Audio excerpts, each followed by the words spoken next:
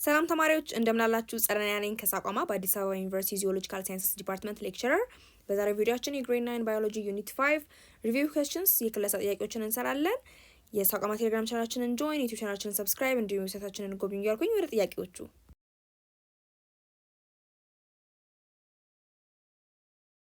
እንግዲህ እንደ ሁልጊዜ ጥያቄዎችን ከመስራታችን በፊት የጥያቄዎቹን ኢንስትራክሽን ወይም መመሪያዎች ማንበብ አለብን። የመጀመሪያው ኢንስትራክሽን choose the correct answer for the following questions ነው። ለቀጣዮቹ ጥያቄዎች ትክክለኛውን መልስ ምረጡ ይለናል። መልስ ለመመለስ ቪዲዮውን ፖዝ ማድረግ እንዳትረሱ። የመጀመሪያው ጥያቄ ምንድነው የሚለው which of the following nutrient provide more energy? ከሚከተሉት ኒውትሪየንቶች የትኛው ከፍተኛ የሆነ ኃይል ይሰጣል? A ፕሮቲን፣ B ካርቦሃይድሬት፣ C ሊፒድስ፣ D ቪታሚንስ። መልሱ ሊፒድስ ናቸው አይደለም? ከሁሉም ኒውትሪየንቶች ከፍተኛውን ኃይል የሚሰጡት the lipids ናቸው። ሁለተኛ ጥያቄ which of the following does not belong to the deficiency diseases? ከሚከተሉት የበሽታ አይነቶች በተመጣጠነ ምግብ እጦት ምክንያት ከሚመጡ በሽታዎች ውስጥ የማይመደበው የትኛው ነው ይለናል። A ኳሻኮር፣ B ዲያቤቲስ፣ C ማራስመስ፣ D ስካርቪ። መልሱ B ዲያቤቲስ ነው አይደለም? ኳሻኮር በፕሮቲን ኒውትሪየንት እጦት ምክንያት የሚመጣ በሽታ ነው። ማራስመስም እንዲሁ በካርቦሃይድሬት፣ ስካርቪም በቫይታሚን ሲ አይደለም? ስለዚህ እነዚህ ሌሎች እንዳለ በኒውትሪየንት እጥረት ወይም ደግሞ የሚመጡ ወይም ደግሞ ዲፊሸንሲ ዲዚዝ ናቸው። ስኳርን ካየን ግን በኒውትሪየንት እጦት ምክንያት አይደለም የሚመጣው ወይም የስኳር በሽታ ማለት ነው። ሶስተኛ ጥያቄ which of the following diet is composed of carbon, hydrogen, oxygen and nitrogen? ከሚከተሉት የትኛው ነው ከካርበን፣ ሃይድሮጅን፣ ኦክሲጅን እና ናይትሮጅን የተሰራው ይለናል። A ካርቦሃይድሬትስ፣ B ሊፒድስ፣ C ፕሮቲን፣ D ኦል። መልሱ C ፕሮቲን ነው አይደለም? ሌሎቹን ካየ ነው ካርቦሃይድሬትም ከካርበን፣ ሃይድሮጅን እና ኦክሲጅን ነው የሚሰራው፣ ነገር ግን ናይትሮጅን ያለውም። ሊፒድስን ጋር ስንሄድ ከካርበን፣ ሃይድሮጅን እና ኦክሲጅን ነው እንደ ካርቦሃይድሬት የሚሰሩት፣ ነገር ግን ሊፒድስ ጋር የሚለያቸው ከካርቦሃይድሬት እንትላቸው ሬሾቸው ነው ብለናል አይደለ? እነዚህ ካርበን እና ሃይድሮጅን የሚገኙበትን ይሄ ሊፒድስ ሞር ውስብስብ የሆኑ ናቸው እና ብዙ ሃይድሮጅን አላቸው ማለት ነው ከኦክሲጅን አንጻርም። ፕሮቲንስን ካየን ግን ከካርቦሃይድሬት፣ ከሃይድሮጅን፣ ከኦክሲጅን እና ከናይትሮጅን ነው የሚሰሩት። ስለዚህ መልሱ is C። አራተኛ ጥያቄ which of the following minerals are used to synthesize the hemoglobin of red blood cells? ከሚከተሉት የሚነራል አይነቶች የትኛውን ሚነራል ነው የቀይ ደም ሕዋስ ውስጥ የሚገኘውን ሂሞግሎቢን የምንለውን መዋቅር ለመስራት የሚጠቅመው? A አዮዲን፣ B ካልሲየም፣ C አይረን፣ D ፎስፈረስ። መልሱ አይረን ነው አይደለም? የአይረን ሚነራል ነው በቀይ ደም ሕዋስ ውስጥ ያሉትን ሄሞግሎቢንስ ለማምረት የሚያገለግለው። አምስተኛ ጥያቄ which of the following group of people needs high amount of balanced diet? ከሚከተሉት ከፍተኛ የሆነ የተመጣጠነ ምግብ የሚያስፈልጋቸው የትኞቹን ነው? A አትሌትስ ወይም ስፖርተኞች፣ B pregnant women እርጉዝ ሴት፣ C children ህጻናት፣ D all ወይም ሁሉም። መልሱ ሁሉም ነው አይደለ? አትሌቶችም የተለያዩ ስፖርታዊ እንቅስቃሴዎች ስለሚያደርጉ የተመጣጠነ ምግብ ያስፈልጋቸዋል። ፕሬግናንት ውመን ለራሷም ለጽንሷም ያስፈልጋታል። ችልድረንስ ህጻናትም የሚያድጉ ስለሆኑ የተለያየ የተመጣጠነ ምግብ ያስፈልጋቸዋል። ስለዚህ ሁሉም ነው መልሱ። ስድስተኛው ጥያቄ which of the following is not the result of obesity ይለናል። ከሚከተሉት ከመጠን ያለፈ ውፍረት ውጤት ያልሆነው የትኛው ነው? A heart disease ወይም የልብ በሽታ፣ B high blood pressure ከፍተኛ የደም ግፊት፣ C ዲያቤቲስ የስኳር በሽታ፣ D ማራስመስ ወይም ደግሞ በካርቦሃይድሬት እጦት ምክንያት የሚመጣው በሽታ ነው። መልሱ ማራስመስ አይደለም? ስለዚህ heart disease፣ high blood pressure፣ ዲያቤቲስ እንዳለ በኦቤሲቲ ምክንያት ወይም ደግሞ ከመጠን ባለፈ ውፍረት አማካኝነት የሚመጡ በሽታ አይነቶች ናቸው። ማራስመስ ግን በዲፊሸንሲ ዲዚዝ ነው፣ በእጦት ነው። የካርቦሃይድሬት ኒውትሪየንት እጥረት ምክንያት የሚመጣ ነው። ሰባተኛ ጥያቄ ሰብስታንስ አቢዩዝ ኢዝ ዳሽ ይለናል። ሰብስታንስ አቢዩዝ የምንለው ምንድን ነው? A it's using legal drugs in the wrong way በህግ የተፈቀዱ መድኃኒቶችን ያለአግባብ መጠቀም ነው። B it's using illegal drugs in the wrong way በህግ ያልተፈቀዱ ወይም የተከለከሉ መድኃኒቶችን ያለአግባብ መጠቀም ነው። C it's using legal or illegal drugs for medical purpose በህግ የተፈቀዱትንም ያልተፈቀዱትንም መድኃኒቶች ለሕክምና በሚል ምክንያት መውሰድ ነው። D it's A and B። መልሱ A and B ነው አይደለ? substance abuse ምንለው ነገር it's using legal and illegal drugs in the wrong way ነው። በህግ የተፈቀዱም ያልተፈቀዱንም መድኃኒቶች አግባብ በሌለው መንገድ መጠቀም ነው ሰብስታንስ አቢዩዝ ማለት። 8ኛ ጥያቄ what are the chemicals found in tobacco? በትንባሆ ውስጥ የሚገኙ ኬሚካልስ የትኞቹ ናቸው ይለናል። ኤ ካርበን ሞኖክሳይድ፣ ቢ ኒኮቲን፣ ሲ ታር፣ ዲ ኦል ይለናል። መልሱ ኦል ነው አይደለ? በቶባኮ ውስጥ ወይም በትንባሆ ውስጥ እነዚህ ሶስቱ ኬሚካሎች ይገኛሉ። 9ኛ ጥያቄ what type of drug is alcohol ይለናል። አልኮል ምን አይነት መድኃኒት ነው? ኤ it's depressant የድብርት፣ ቢ it's stimulant አነቃቂ፣ ሲ it's activator ቀስቃሽ፣ ኦር ዲ ኦል። መልሱ it's depressant አይደለ? የድብርት መድኃኒት ነው። ማለትም የአንድን ሰው ሴንትራል ነርቨስ ሲስተም ስሎ ዳውን እንዲዘግም ያደርጋል።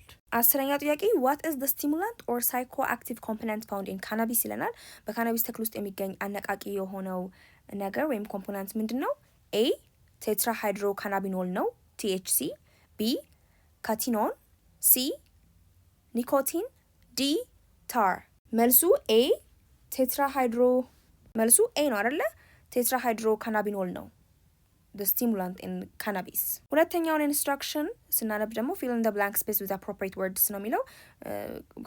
በታች ከዚህ ጥያቄዎቹ ጋር የምናገኘውን ባዶ ቦታ በተገቢው ቃላት ሙሉ ነው የሚለን። አሁንም መልስ ለመመለስ ቪዲዮን ፖዝ ማድረግ እንዳትረሱ። የመጀመሪያው ጥያቄ tuberculosis is caused by the bacterium called dash። የቲቢ በሽታ የሚከሰተው ምን በሚባል ባክቴሪያ ወይም ባክቴሪየም አማካኝነት ነው? it is mycobacterium tuberculosis አይደለም። በማይኮባክቴሪየም tuberculosis በሚባል ባክቴሪየም አማካኝነት ነው tuberculosis የሚከሰተው። ወደ ሁለተኛ ጥያቄ ስናመራ deficiency disease caused by the shortage of vitamin D is በተመጣጠነ ምግብ እጦት ምክንያት የሚመጣ የበሽታ አይነት ነው። የሚከሰተውም የቫይታሚን ዲ እጥረት ሰው ሲያጋጥመው ነው ይለናል። መልሱ ሪኬትስ ነው አይደለም? ሪኬትስ የምንለው ዲፊሸንሲ ዲዚዝ የሚከሰተው አንድ ሰው የቫይታሚን ዲ ኒውትሪየንት እጥረት ሲያጋጥመው ነው። ሶስተኛው ኢንስትራክሽን ወይም ሶስተኛው መመሪያ answer the following questions ይለናል። የሚቀጥሉትን ጥያቄዎች መልሱ ነው የሚለን። የመጀመሪያው ጥያቄ ምን ይላል? discuss the feeding habit that may lead to obesity።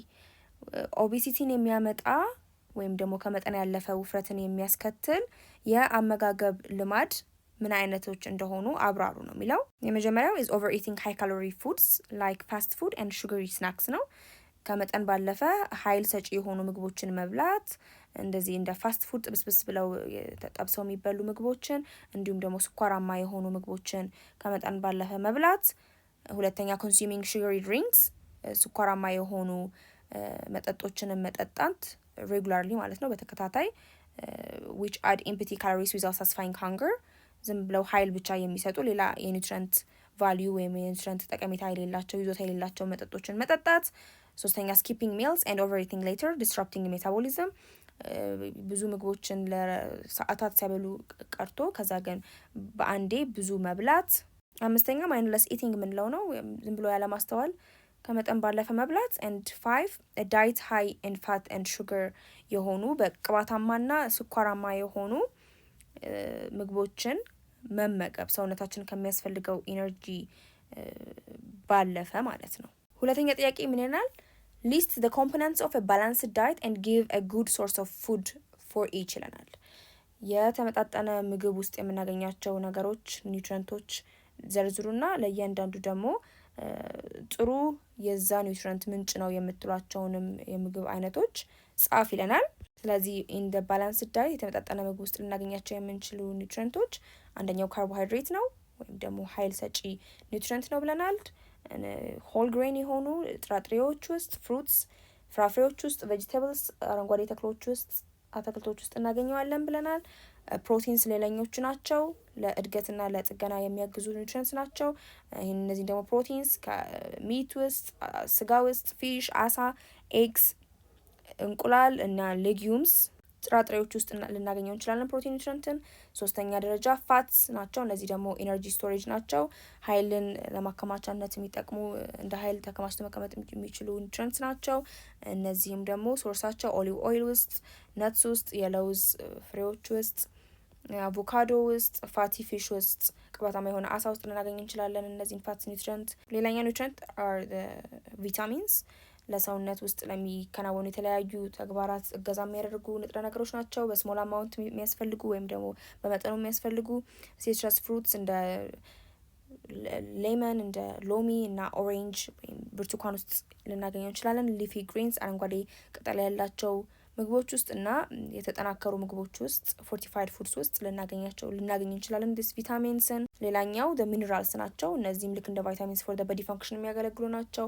ሶርሶቹን ብናይ ዴሪ ወይም ወተት ተዋጽኦች ውስጥ እናገኛቸዋለን። ለምሳሌ እንደ ካልሽየም ያለውን ሚኒራል፣ ሚት ስጋ ውስጥ ደግሞ እንደ አይረን ያለውን ሚኒራል፣ ባናና ውስጥ ደግሞ ፖታሽየም ያለውን ሚኒራል እናገኛለን፣ ወይም ሙዝ ውስጥ ማለት ነው። ሌላኛው ደግሞ ፋይበርስ ብለናል። ኮምፕሌክስ የሆኑ ካርቦሃይድሬትስ ናቸው እነዚህም ደግሞ ከሆል ግሬንስ ከጥራጥሬዎች ውስጥ እናገኛለን። ቬጂቴብልስ አትክልቶች ውስጥ፣ ፍሩትስ ፍራፍሬዎች ውስጥ እንዲሁም ደግሞ ሌጉምስ ውስጥ እናገኛቸዋለን። 7ኛ ደረጃ ኢዝ ዘ ዋተር ውሃ ደግሞ ፎር ሃይድሬሽን ነው። ምክንያቱም ሙሉ ሰውነታችን ያለው ፈሳሽ በውሃ ስለሆነ የሚሰራው ከውሃ ስለሆነ የሚሰራው እናገኛለን። ስለዚህ ውሃን ከራሱ ከውሃ እናገኘዋለን። ውሃ በመጠጣት ፍሩትስ ፍራፍሬዎች ውስጥ እንዲሁም ደግሞ ቬጂቴብልስ ውስጥ ውሃን ከነዚህ ቬጂቴብልስም ውሃ እንድናገኝ እንችላለን ብለናል። 3ኛ ጥያቄ ኤክስፕሌን ዘ ሞድ ኦፍ ትራንስሚሽን ኦፍ ኢንፌክሽስ ዲዚዝስ ይላል።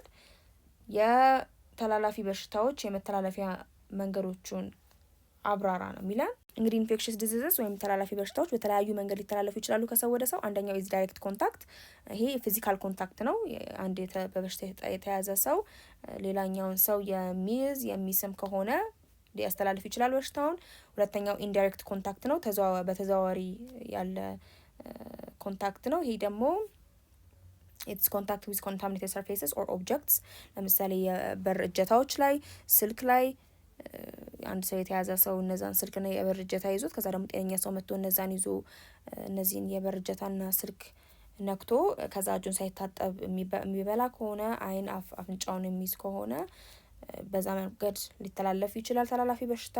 ድሮፕሌት ትራንስሚሽን ደግሞ አለ። ይሄ ደግሞ አንድ ሰው ሲያስል፣ ካፍ ሲያደርግ ወይም ስኔዝ ሲያደርግ፣ ሲያስነጥዝ በአየር ውስጥ እነዚህ ድሮፕሌትሶች ጥቃቅን የሆኑ ጠብታዎች ይረጫል። ከዛ ጤነኛ ሰው እነዛን ድሮፕሌትስ ኢንሄል ሲያደርግ ሲያስገባ በሽታው ሊይዘው ይችላል። ጥሩ ኤግዛምፕል ፍሉ የጉንፋን በሽታንና ኮቪድ-19ን መውሰድ እንችላለን።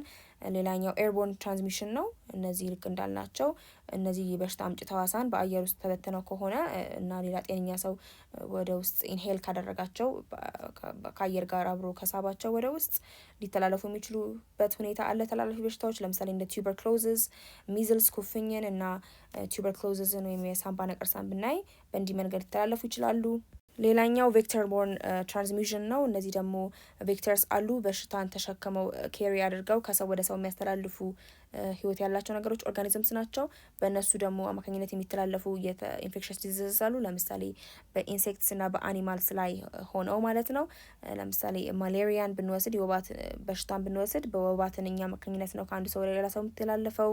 እንዲሁም ደግሞ የዚጋ ቫይረስም እንደዚሁ በሞስኪቶ ነው የሚተላለፈው።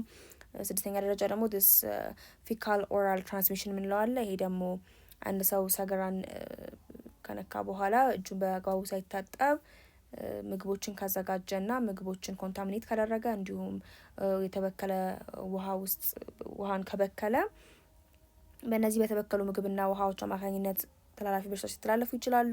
ለምሳሌ እንደ ኮሌራ፣ ታይፎይድ የመሳሰሉ በሽታዎች በዚህ መልኩ ሊተላለፉ ይችላሉ። ሌላኛው ደግሞ ብለድ ቦርን ትራንስሚሽን የምንለው ደግሞ አለ። አንድ ሰው በደም ንክኪ አማካኝነት ሊተላለፍ የሚችል የኢንፌክሽን ዲዚዝ አይነት ማለት ነው። ስለዚህ ዲስ ኮንታክት ዊዝ ኢንፌክትድ ብለድ ኦር በድሊ ፍሉድስ በደም ንክኪ ወይም ደግሞ ከሰውነት በሚመጡ ፈሳሾች ንክኪ አማካኝነት የሚተላለፍበት መንገድ ነው ማለት ነው። ለምሳሌ ኤችአይቪን ብንወስድ በደም ንክኪ ነው። ሄፓታይተስን ብንወስድም እንደዚሁ በደም ንክኪና በሰውነት ፈሳሽ ንክኪ አማካኝነት ነው ማለት ነው የሚተላለፉት። ስለዚህ እነዚህ ሁላ ኢንፌክሽስ ዲዚዝስ ወይም ተላላፊ በሽታዎች የሚተላለፉባቸው መንገዶች ናቸው። 4ኛ ጥያቄ ምን ይለናል? What are the 3 substances which are banned from use during sport competition? በስፖርታዊ ውድድሮች ጊዜ መጠቀም የተከለከሉ 3 መድኃኒቶች እነማን ናቸው ይለናል። መልሱን ስንመልስ መጀመሪያ this are the performance enhancing drugs ናቸው ወይም PEDs የምንላቸው ናቸው። እንደ አናቦሊክ ስቴሮይድ፣ ሂውማን ግሮት ሆርሞን የመሳሰሉ የአንድን ሰው የጡንቻ ማሱን መጠኑንና ጥንካሬውን የሚጨምሩ መድኃኒቶች ክልክል ናቸው። ሁለተኛ ስቲሙላንትስ አነቃቂ መድኃኒቶችም ክልክል ናቸው። ልክ እንደ አምፊታማይንስ የሚባሉ which increase alertness and reduce fatigue የሚያነቃቁና ደግሞ ድካምን የሚቀንሱ መድኃኒቶችም የተከለከሉ ናቸው በስፖርታዊ ውድድር ጊዜ። ሶስተኛ በብለድ ዶፒንግ ወይም ደግሞ ቴክኒክስ ላይክ ዩዚንግ ኤሪትሮፖይቲን ማለት ነው EPO or blood transfusion to enhance endurance። ይሄ ደግሞ ኤሪትሮፖይቲን የተባለ ሰው ሰራሽ ሆርሞንን በመወጋት የሰውነት በስፖርታዊ ውድድር ጊዜ የሰውነት ጽናትን እስከ መጨረሻው ውድድሩን በጥንካሬ የመወጣትን ነገር ይጨምራል። ምክንያቱም ኤሪትሮፖይቲን የምንላቸው በተፈጥሮ በኩላሊቶቻችን የሚመነጩ ንጥረ ፈሳሾች ናቸው። ምንድነው ስራቸው? የቀይ ደም ህዋሳት እንዲመረቱ ማነቃቃት ነው ስራቸው።